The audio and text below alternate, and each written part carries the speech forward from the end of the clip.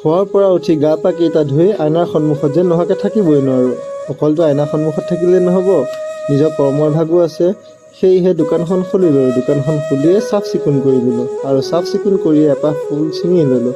ৰ'ব ফুলপাহ কিয় ছিঙিছোঁ কৈ আছোঁ। দোকানখনৰ ভিতৰতে মোৰ এটা সৰুকৈ মন্দিৰ আছে আৰু সেই মন্দিৰটোতে মই সদায় ৰাতিপুৱা গধূলি পূজা কৰোঁ। পূজাটো কৰিয়ে ভগৱানৰ আশীৰ্বাদ লৈ বাৰ লগত ওলালোঁ নগাঁও টাউনলৈ বুলি। ৰ'ব নগাঁও টাউন কিয় গৈ আছোঁ সকলোকে জনাই আছোঁ। ইমান জল্দি যে আহি পাই গ'লোহি নগাঁও টাউন।